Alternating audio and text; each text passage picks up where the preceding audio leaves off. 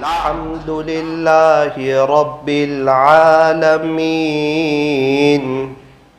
حمدا كثيرا طيبا مباركا فيه كما يحب ويرضى.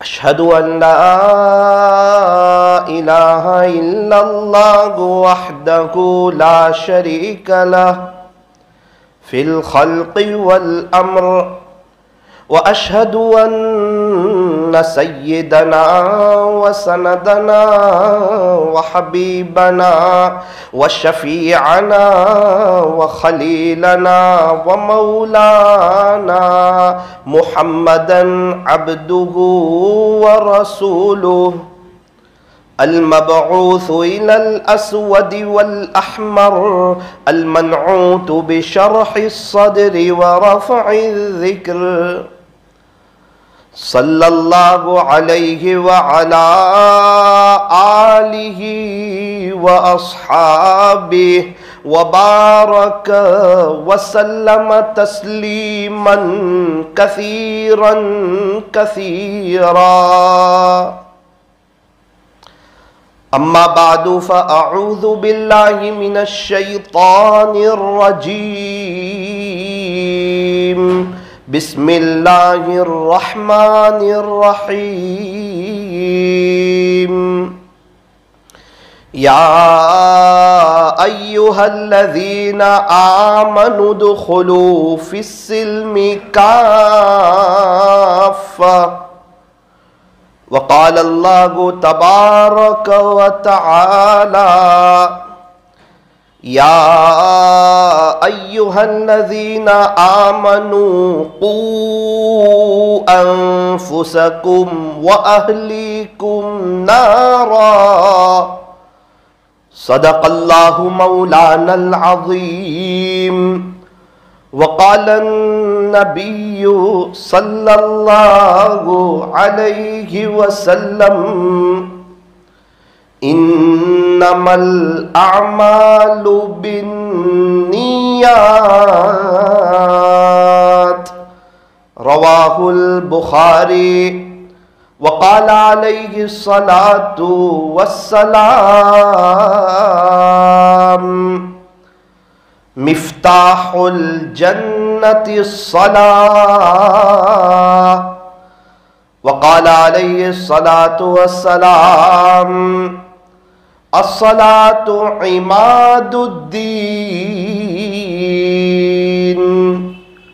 وصدق رسوله النبي الكريم. ونحن على ذلك لمن الشاهدين والشاكرين. والحمد للہ رب العالمین.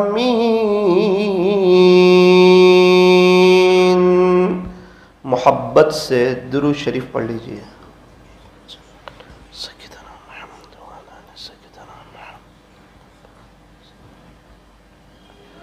بزرگان محترم اور عزیز نوجوانوں، اللہ تبارک و تعالی کا بڑا شکر ہے، احسان ہے، کرم ہے، فضل ہے کہ اللہ نے ہمیں ایمان جیسی عظیم الشان نعمت سے مالا مال فرمایا. یہ اللہ کا بہت بڑا انعام ہے، بہت بڑا احسان ہے، جس کو الفاظ میں بیان نہیں کیا جا سکتا. آج دنیا کا بڑا طبقہ ہے، سمجھدار بھی ہیں، پڑھے لکھے بھی ہیں، ہوشیار بھی ہیں، پیسے والے بھی ہیں، ہنر والے بھی ہیں، سائنٹسٹ لوگ بھی ہیں. کچھ لوگ تو بڑے بڑے ڈاکٹر ہیں، بڑے بڑے انجینئر ہیں، بڑے بڑے وکیل ہیں، بڑے بڑے پروفیسر ہیں، بڑی بڑی ٹیکنالوجی کے ماہر ہیں. سب سمجھ میں آتا ہے سوائے ایمان کے. اور اللہ کا بڑا شکر ہے کہ ہم میں بہت سے سیدھے سادے بھولے بھالے لوگ ہیں، لیکن اللہ تعالیٰ نے ہمیں ایمان دیا ہے، یہ میرے رب کا بہت بڑا انعام ہے، بہت بڑا احسان ہے۔ اگر ایمان نہ دیا ہوتا تو شاید ہماری اور جانوروں کی زندگی میں کوئی فرق نہ ہوتا، پاکی صافی کا ہمیں علم نہ ہوتا، اور کیا جمعہ اور کیا اذان اور کیا جمعہ کی بہاریں اور کیا عیدین اور کیا رمضان اور کیا 15ویں شعبان اور کیا اسلامی لباس اور کیا قرآن شریف اور کیا نبی، کیا اللہ، کیا ایمان والے، کیا اللہ والے، کیا دینی مجلسیں، کیا اللہ کے نام کا مزہ، کچھ بھی پتہ نہیں ہوتا۔ دنیا بھی بے چینی میں گزرتی، پریشانی میں گزرتی، حالات میں گزرتی، تکلیفوں میں گزرتی۔ ایمان بہت بڑی نعمت ہے۔ بڑی سے بڑی مشکل آ جائے، بڑی سے بڑی پریشانی آ جائے، بڑی سے بڑی تکلیف آ جائے، بڑے سے بڑے حالات آ جائے، کچھ ہی وقت میں ایمان والا مطمئن ہو جاتا ہے۔ اور جس کے پاس ایمان نہ ہو نا، وہ مطمئن نہیں ہوتا، وہ پریشان ہو جاتا ہے۔ ہم نے دیکھا ہے ایمان والا کیا کہتا ہے، بھائی یہ میرے مقدر میں لکھا تھا۔ یہ اتنا بڑا اور اتنا وزنی جملہ ہے کہ میرے مقدر میں لکھا تھا اور ہر حال میں اسے ہونا ہی تھا، یہی تقدیر تھی۔ اور اچھی اور بری تقدیر یہ اللہ ہی کی طرف سے ہوتی ہے، والقدر خیرہ وشرہ من اللہ تعالی۔ اور غیر کیا کہتا ہے، یار ایسا ہو گیا اور ایسا نہ کرتے تو ایسا نہ ہوتا، یہ سب ہماری اس کی وجہ سے ہوا، ہماری پلاننگ کی کمی کی وجہ سے ہوا۔ وہ 2-2 3-3 4-4 سال تک بھی اس کا زخم نہیں بھولتا۔ ہمارے نوساری میں مارکیٹ میں آگ لگ گئی، لوگوں کا کروڑوں کا نقصان ہو گیا، بہت سے مسلمانوں کی زیادہ دکانیں ہیں، لوگ وہاں پر حالات میں آ گئے، تکلیفوں میں آ گئے۔ ابھی آگ تو جل رہی ہے، کچھ دیر ہوا، تھوڑی سی تکلیف ہوئی، پھر کیا کہنے لگے، مقدر میں یہی لکھا تھا۔ بس یہ جملہ کہہ کر کے ریلیکس ہو گئے کہ جتنا نقصان مقدر میں لکھا ہے ہر حال میں ہونا ہے۔ اور یہی جس کے پاس ایمان نہیں تھا وہ کیا کہہ رہے تھے، یار ہمیں پتا ہوتا، ہم اپنا سامان پہلے سے رات میں نکال لیتے، کچھ پیسے نکال لیتے، یہ کیا ہو گیا، اب ہمارا کیا ہوگا، اب ہمارے کھانے کا کیا ہوگا، اب ہمارے گھر کا نظام کیا چلے گا، کیسے چلے گا، یہ پریشانی، ڈپریشن، اور آج تک اس کا افسوس۔ اور جن کے پاس ایمان ہے وہ تو سب بھول گئے، وہ کہنے لگے مقدر میں لکھا تھا، جو لکھا تھا وہ ہوا۔ ہمارے قریبی رشتہ دار، ان کی بھی دکان اس میں تھی، ساری چیزیں ختم ہو گئی، الحمدللہ اللہ کا قرآن رکھا تھا، اس کو ایک آنچ نہ آئی، ایک دم صحیح سالم۔ لوگ جمع ہو گئے، آس پاس کے لوگ جمع ہو گئے، سب کو بتایا دیکھو ساری چیزیں جل گئی ہے، لیکن یہ اللہ تعالیٰ کبھی کبھار اپنی قدرت کو ظاہر کر دیتے ہیں اور اللہ کی نشانیوں کو بلند کر دیتے ہیں، اور کس میں کامیابی ہے اللہ تعالیٰ وہ ہمیں سمجھا دیتے ہیں۔ الحمدللہ قرآن شریف جو تھا وہ صحیح سالم۔ اللہ کریں کہ اسی اللہ کے قرآن سے ہمیں محبت ہو جائے، پیار ہو جائے، ہم بھی عاشق قرآن ہو جائیں، قرآن شریف کے پڑھنے والے ہو جائیں، قرآن شریف کے دیوانے ہو جائیں، قرآن شریف سے محبت کرنے والے ہو جائیں، اپنا کوئی وقت طے کریں اللہ کے قرآن کے لیے۔ ہم نے دیکھا ہے وقت طے ہوتا ہے، قرآن شریف کی تلاوت آسان ہو جاتی ہے، وقت طے نہ ہو شیطان ٹال مٹول کروا دیتا ہے، آگے پیچھے کروا دیتا ہے۔ ہمارے یہاں ایک ڈاکٹر صاحب تھے، روزانہ 2 پارے پڑھتے۔ میں نے پوچھا وجہ، بولے میں نے وقت طے کر لیا کہ دوپہر میں 4 سے 5 مجھے 2 پارے اللہ کا قرآن پڑھنا ہے۔ 5 سال ہوئے، ناگا نہیں ہوا، وقت آتا ہے مجھے یاد آ جاتا ہے کہ اس وقت مجھے اللہ کا قرآن پڑھنا ہے۔ ہمارا ناشتہ آگے پیچھے نہیں ہوتا، دوپہر کا کھانا آگے پیچھے نہیں ہوتا، رات کا کھانا آگے پیچھے نہیں ہوتا، دکان کا شیڈیول آگے پیچھے نہیں ہوتا، چائے کا وقت آگے پیچھے نہیں ہوتا، سونے کا وقت آگے پیچھے نہیں ہوتا، اٹھنے کا وقت آگے پیچھے نہیں ہوتا۔ کیوں؟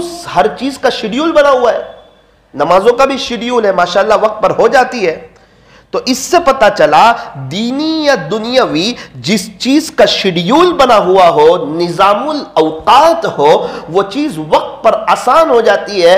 اللہ کرے میرے اور آپ کا قرآن کا بھی کوئی نظام الاوقات ہو جائے، آپ یقین مانے روزانہ تلاوت ہوگی، آخرت کی تیاری ہوگی، نیکیوں کا انبار لگے گا۔ قرآن شریف کل قیامت کے دن یہ میرے اور آپ کے حق میں سفارشی بن جائے گا۔ جب عذاب کی چیزیں قریب آئے گی، یہ عذاب کی چیزوں کو قریب آنے نہیں دے گا، یہ اللہ کے پاس جا کر کے لڑے گا، جھگڑا کرے گا کہ اللہ یہ شخص جو تھا نا، یہ دنیا میں مجھے پڑھتا تھا، میرا حق ادا کرتا تھا، میرے لیے وقت نکالتا تھا، اس کے پاس ساری مشغولی کے باوجود میرے لیے وقت تھا، اللہ جی آج اس کو نجات دے دیجئے۔ پھر کیا ہوگا؟ وہ قرآن کی برکت سے اللہ تعالیٰ اس کو عذاب سے نجات عطا فرمائیں گے۔ تو قرآن وہ چیز ہے، یہ ہماری دنیا بنائے گا، قبر بنائے گا، حشر بنائے گا، پل صراط بنائے گا، پل صراط پر سے آسانی سے گزروائے گا۔ اور یہ قرآن کریم ہمارا ایسا سچا دوست ہے، یہ جب تک ہمیں جنت میں نہ پہنچا دے وہاں تک یہ رکے گا نہیں۔ قرآن سے دوستی کرو، قرآن سے کمپنی بناؤ، قرآن سے یاری لگاؤ، ہر حرف پہ 10 نیکی۔ کس کو کہتے ہیں؟ یہ کوئی روپیے پیسے کی بات نہیں چل رہی، یہ کوئی منڈی تجارت کی بات نہیں چل رہی، یہ کوئی پاؤنڈ ڈالر کی بات نہیں چل رہی، یہ کوئی درہم یورو اور دنانیر کی بات نہیں چل رہی، یہ نیکیوں کی، آخرت کی کرنسی کی، خدا کے دربار میں کام آنے والی چیز کی بات چل رہی ہے۔ وہ کیا ہے؟ فرمایا کہ وہ قرآن شریف کی تلاوت ہے۔ ایک حرف پہ 10 نیکی، کم سے کم بتا رہا ہوں، الحمد 50 نیکی فوراً لکھ دیا جاتا ہے۔ اللہ کے خزانے کھلے ہوئے ہیں، اس کے خزانوں کے کوئی دروازے ہی نہیں ہیں، اور سارے اللہ کے خزانے ہمیں دینے کے لیے ہیں، خدا کے خزانے میں لینے کے لیے کچھ نہیں ہے۔ اور اللہ تعالیٰ ہر وقت، ہر گھڑی، ہر آن، ہر لمحہ اپنے بندے کو دینے کے لیے، نوازنے کے لیے تیار ہے۔ اور جو اللہ کے قریبی لوگ ہیں، سمجھدار لوگ ہیں، ہوشیار لوگ ہیں، عقل مند لوگ ہیں، چالاک لوگ ہیں، دنیا کی محبت ان کے دلوں سے نکلی ہوئی ہے، دنیا کی کوئی اہمیت ان کی نظر میں نہیں، دنیا ان کو بڑی بری اور بدصورت لگتی ہے۔ ہمیں تو جوان خوبصورت لگتی ہے، خدا کے عاشقوں کو یہ بڑی بری لگتی ہے، بدصورت لگتی ہے۔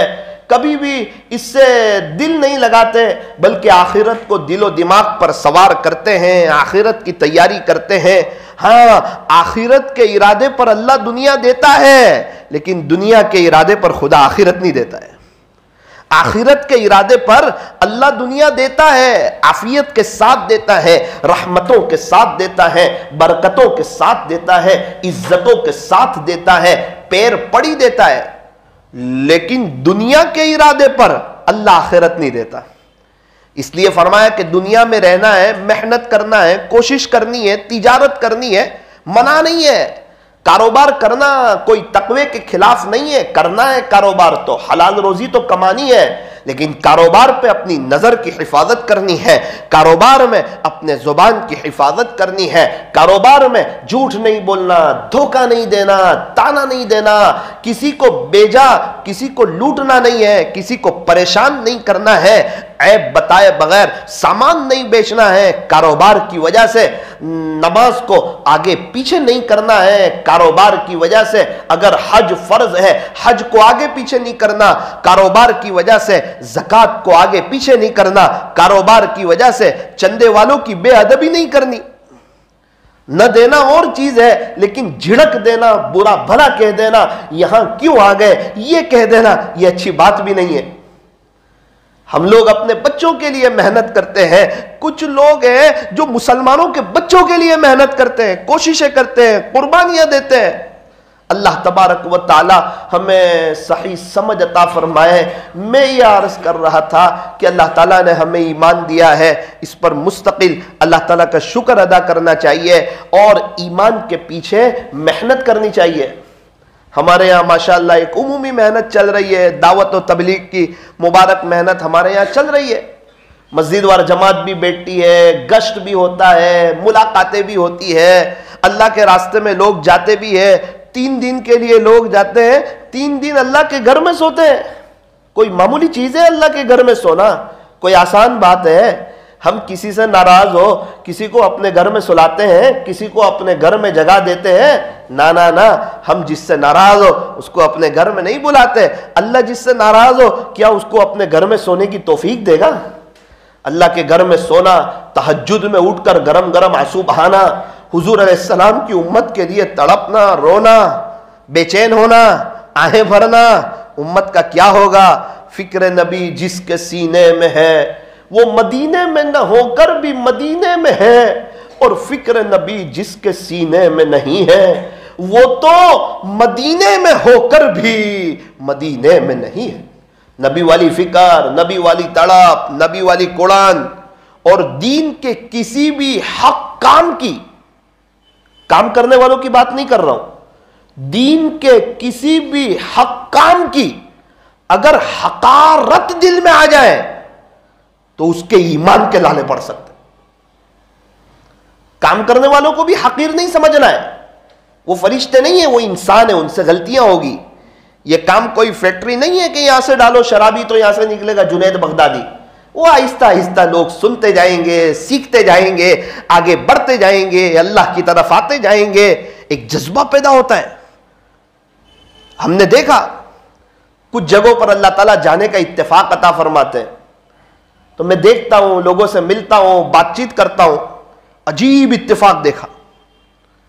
یہ کچھ وقت میں 5 سال کے اندر جہاں جہاں سفر میں جانا ہوتا ہے، اکثر جگہ پر میں نے دیکھا جو دعوت و تبلیغ کے ذمہ دار لوگ ہیں، پرانے ساتھی ہیں، ان کے بچے مجھے حافظ عالم ملے۔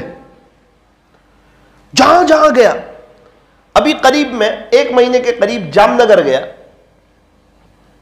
ایک شخص کو میں نے دیکھا، وہاں کے ذمہ دار ساتھی، پرانے ساتھی، پیر میں تکلیف، پیر سے معذور، بیٹھے ہوئے، چہرے پہ نورانیت تھی۔ چچا کیا کرتے ہو؟ الحمدللہ۔ انہوں نے رات میں داستان سنائی، بیٹا بہت محنت کی، اللہ کے دین کی کوشش کی، ہمارے یہاں شرک و بدعت کا زور تھا اور ہم نبی والی فکر کو لے کے نکلتے تھے، راتوں کو اٹھ کے پیارے نبی کی امت کے لیے تڑپتے تھے، اپنا جان، اپنا مال، اپنا وقت اور اپنی صلاحیت کو لے کے نکلتے تھے۔ میں کسی بھی مشورے کو آگے پیچھے نہیں کرتا تھا بیٹا، محنت کرتا تھا، میرا ایکسیڈنٹ ہو گیا، تکلیف ہو گئی، ابھی کیا کرتے ہو؟ کہ ابھی روزانہ 10,000 مرتبہ درود شریف پڑھ لیتا ہوں صلی اللہ علیہ وسلم۔ اوہ، جب دین اندر اترتا ہے نا، حق بات سمجھ میں آتی ہے نا، یہ چیز انسان کو خالی نہیں بیٹھنے دیتی، یہ چیز آخرت کی تیاری کرواتی ہے۔ چچا بچے کیا کرتے ہیں؟ بیٹا آؤ ملاقات کرو۔ پہلے بیٹے نے ملاقات کی، یہ مفتی صاحب ہے بولے، بڑے ہیں۔ دوسرے بیٹے کو کہا آپ بھی آ کے ملاقات کرو، یہ بھی مفتی صاحب ہے، ان سے چھوٹے ہیں۔ تیسرے بیٹے نے آ کے ملاقات کی، کہا آپ بھی ملاقات کرو۔ آہستہ سے کہا مولانا یہ بھی مفتی صاحب، تیسرے بیٹے، یہی میرا سرمایہ ہے، یہ میری کمائی ہے۔ اللہ اکبر کر۔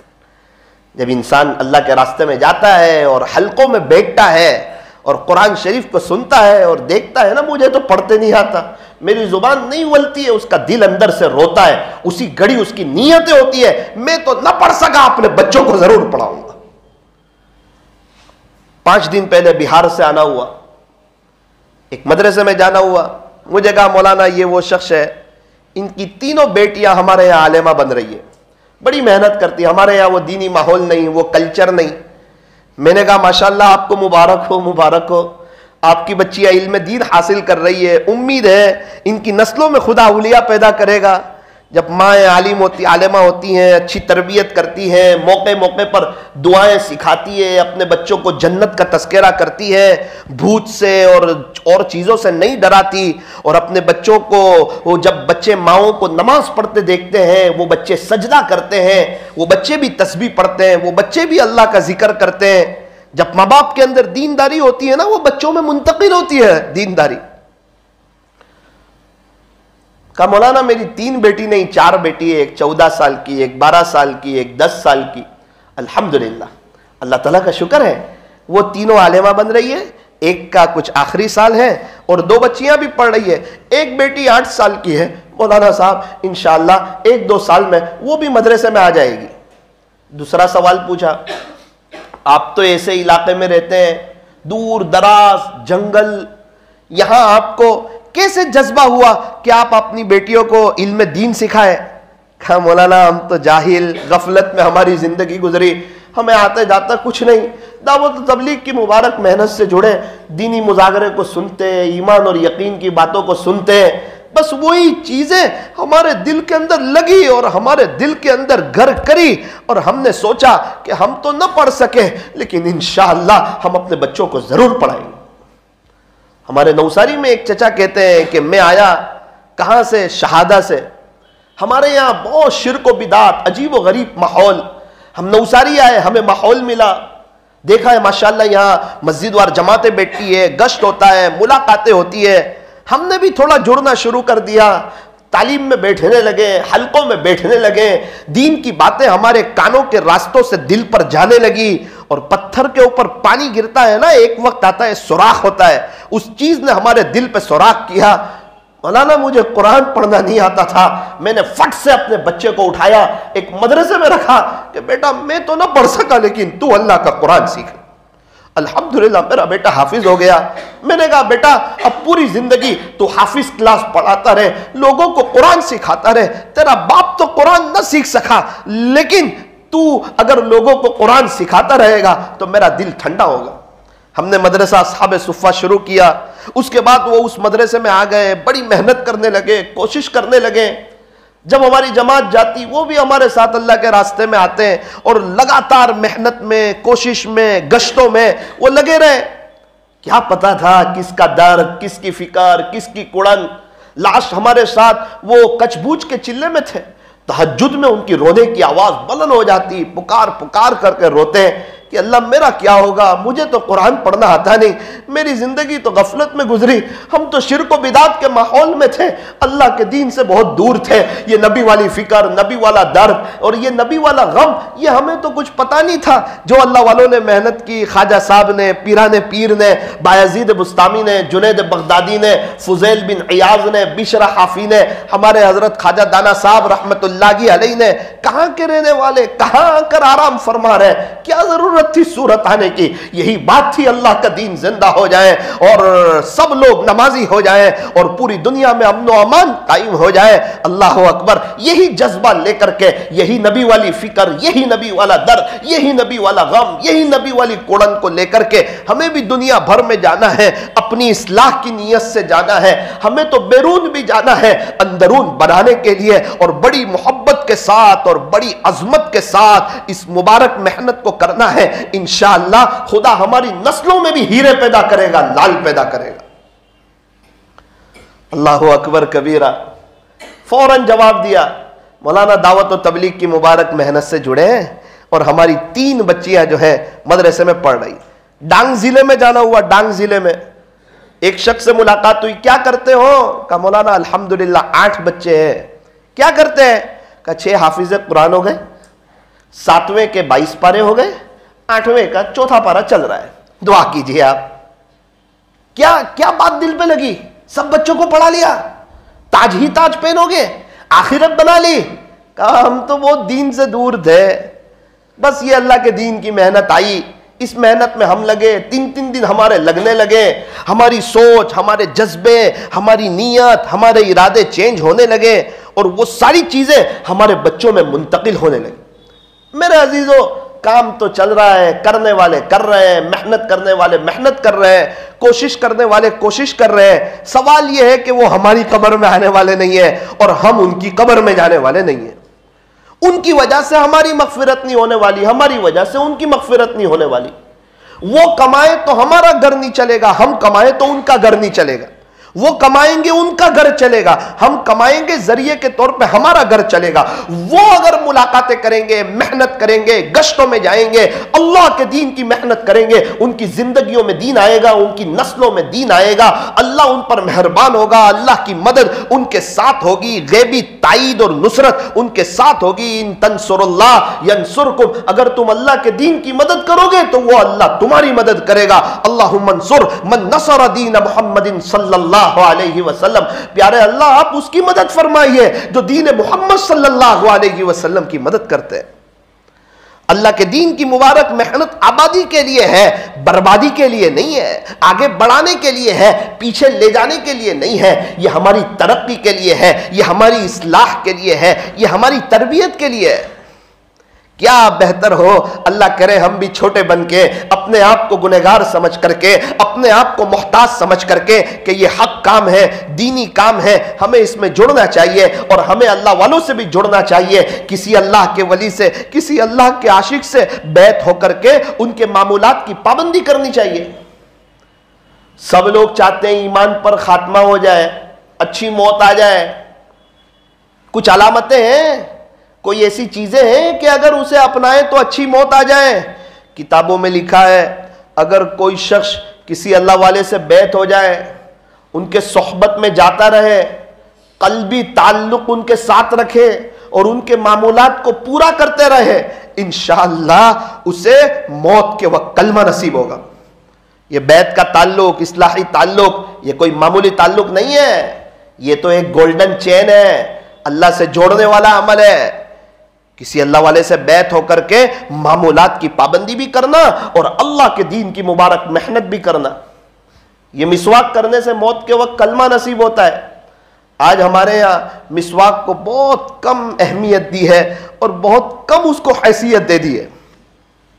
آج مسلمان لوگ مسواک سے بہت دور ہے۔ 20 آدمی وضو کرتے ہو، 2 آدمی کے پاس مسواک ہوتا ہے، کتنے افسوس کی بات ہے۔ اور 20 آدمی وضو کرتے ہو تو ان کے ہر ایک کے پاس موبائل ہوتا ہے، 10-10 ہزار والا موبائل ہر ایک کے پاس ہے، 10-10 روپے والا مسواک ہر ایک کے پاس نہیں ہے۔ موبائل بھول جاتے ہیں، لینے کے لیے جاتے ہیں، کبھی یاد نہیں زندگی میں مسواک بھول گئے ہو، گھر پہ لینے کے لیے گئے ہو کہ میں بغیر مسواک کے وضو کیسے کروں گا، میری نماز کا ثواب کم ہو جائے گا۔ موبائل میں بیلنس ختم ہو جائے فوراً بھروا لیتے ہیں، مسواک ختم ہو جائے مسواک بیچنے والے کا انتظار کرتے ہیں کہ بھئی ہمیں نعوذ باللہ اتنی کوئی اہمیت نہیں ہے کہ ہم خود جا کر خریدیں، مسواک لینے کے لیے میں جاؤں؟ نہ جب آئیں گے تو لے لیں گے، چاچا ہوگا تو ٹھیک، کر لیں گے مسواک، وضو کر لیں گے، نماز تو ہو ہی جاتی ہے نا۔ اللہ اکبر۔ پیارے نبی صلی اللہ علیہ وسلم مسواک کا بہت اہتمام فرماتے تھے۔ جس طرح مردوں کے لیے مسواک کرنا سنت ہے، اسی طرح مستورات کے لیے، عورتوں کے لیے بھی مسواک کرنا سنت ہے۔ بغیر مسواک کے قلعہ فتح نہیں ہو رہا تھا اور ہم دنیا فتح کرنے جا رہے ہیں۔ ایک بہت عجیب و غریب بات آپ کو سناؤں مسواک کی فضیلت کی، ذرا دھیان سے سننا، اللہ کرے یہ بات سمجھ آئے اور ہم، ہماری فیملی، ہمارے چھوٹے چھوٹے معصوم بچے برش کے ساتھ ساتھ مسواک کی ایسی پابندی کریں کہ ہم ہفتے میں ایک دن اپنے لیے، اپنی فیملی کے لیے، بچوں کے لیے ہم خود مسواک لے کر کے جائیں۔ مسواک کے فوائد میں لکھا ہے، عجیب و غریب بات لکھی ہے، جو شخص مسواک کا پابند ہوگا، مسواک پابندی سے کرتا ہوگا، جب ملک الموت اس کے پاس آئیں گے نا روح قبض کرنے کے لیے، تو سب سے پہلے شیطان لوگ انتقال کے وقت بہت بھڑکاتے ہیں، دنیا کو زیب و زینت کے ساتھ سامنے والے کے سامنے ظاہر کر دیتے کہ تو دنیا میں ایسا لگ جا کہ تو کلمہ بھول جا، کچھ کلمے کے خلاف بول دے، دنیا اس کے سامنے کر دیتے۔ تو ملک الموت جب روح قبض کرنے کے لیے آئیں گے تو لکھا ہے کہ 2 کام کریں گے۔ جو مسواک کا اہتمام کرتا ہوگا سب سے پہلے مار کر کے شیطان کو اس کے پاس سے بھگا دیں گے، جو شیطان تھا نا اس کے قریب اس کو بھگا دیں گے، اور دوسرا اس کو کہیں گے تیرا آخری وقت ہے کلمہ پڑھ لے، اور وہ انشاءاللہ کلمہ پڑھ لے گا۔ اس سے بڑی کیا بات ہے کہ ملک الموت کلمہ یاد دلا رہے ہیں کہ ہم تجھے لینے کے لیے آئے، تو کلمہ پڑھ لے۔ یہ کیسے ملے گا؟ کہا مسواک میں ملے گا۔ اب جس کے دل میں مسواک کے لیے جگہ نہ ہو، اہمیت نہ ہو، موبائل سے کم حیثیت مسواک کو دیتا ہو، کہتا ہے مسواک گر جاتا ہے، موبائل نہیں گرتا تیرا، 10,000 والا اس لیے، مسواک 10 روپے کا اس کے لیے گر جاتا ہے۔ کوئی بات نہیں، اب چھوٹا سا مسواک رکھ لو، کم سے کم مسواک کی سنت تو زندہ ہو جائے، مسواک کا اہتمام تو ہو جائے۔ اللہ تبارک و تعالی ہمیں صحیح سمجھ عطا فرمائے۔ تو کچھ اعمال ایسے ہیں جس کی وجہ سے موت کے وقت کلمہ نصیب ہوتا ہے، اس میں سے ایک مسواک کا اہتمام کرنا، نظر کی حفاظت کرنا، زنا وغیرہ سے بچنا، اذان کے بعد دعا پڑھنا اور اللہ تعالیٰ سے دعا کرنا اور ایمان کی نعمت پر اللہ سے شکر ادا کرنا، یہ وہ ساری نعمتیں ہیں جس کی وجہ سے موت کے وقت کلمہ نصیب ہوتا ہے۔ اس لیے آج کی مجلس میں اس بات کی نیت کی جائے کہ انشاءاللہ ہم لوگ مسواک کا اہتمام کریں گے انشاءاللہ، اور کوشش کریں گے کہ ہر نماز ہماری مسواک کے ساتھ ہو انشاءاللہ۔ اور صرف ہم نہیں، ہماری فیملی، ہمارے بچے، ہمارے معصوم بچے برش کر کے اسکول جائیں اور مسواک نہ کریں، اللہ اکبر کبیرہ۔ صبح اٹھ کے نیند میں سے بیدار ہو کر مسواک کرنا مستقل سنت ہے، اور وضو کے وقت مسواک کرنا مستقل سنت ہے۔ تو کیا بہتر ہو ہمارے بچے نیند سے بیدار ہو کر برش کرتے ہیں، میں منع نہیں کرتا، ساتھ میں مسواک بھی کر لے، بچپن سے کیا ہوگا 55 تک کریں گے، ورنہ یاد رکھنا میری بات، شاید اگر بچپن سے عادت نہیں ڈالی ہوگی، حافظ عالم بھی بن جائیں گے تو بھی اکثر مسواک چھوٹ جایا کرے گا۔ جو چیز کی عادت بچپن سے ہوتی ہے نا وہ 55 تک چلتی ہے، چائے کی عادت بچپن سے ہوتی ہے 55 تک چلتی ہے، برش کی عادت بچپن سے ہوتی ہے 55 تک چلتی ہے، مسواک کی اور نمازوں کی عادت اگر بچپن سے ہوگی انشاءاللہ 55 تک چلے گی۔ اسی لیے کہتے ہیں بچے چھوٹے ہو تو اسلامی لباس پہناؤ تاکہ ہمیشہ اسلامی لباس پہنے، ان کے سر پہ ٹوپی پہناؤ تاکہ ہمیشہ ٹوپی کی محبت اس کے دل میں رہے، اور اس کے انگریزی بال نہ کٹواؤ تاکہ بڑا ہو کہ کبھی بھی انگریز کے طریقوں پر نہ چلے، ورنہ اگر اللہ کا نافرمان ہوگا تو وہ ہمارا بھی نافرمان ہوگا۔ جو اللہ کا نافرمان ہو وہ کسی کا فرما بردار نہیں ہوتا۔ میرے عزیزو، ٹوپی والا والو، یہ وقت ہے، سوچنے کا وقت ہے، آخرت کی تیاری کا وقت ہے، توبہ کرنے کا وقت ہے، یوٹن لینے کا وقت ہے، سمجھدار بن جانے کا وقت ہے، اور اللہ کے دین کے خاطر مر مٹنے کا، اور اللہ کے دین کو اوڑھنا بچھونا بنانے کا، اور اپنی ہمیشہ کی آخرت کو بنانے کے لیے یہ دنیا کی زندگی ہے۔ اللہ تعالی ہمارے بیٹھنے جمع ہونے کو اور اس بارے میں ضرور گہرائی سے سوچنے کو اور آخرت کی طرف آ جانے کو اور آخرت کی تیاری کرنے کی اللہ تعالی ہم تمام کو توفیق اور سعادت نصیب فرمائے۔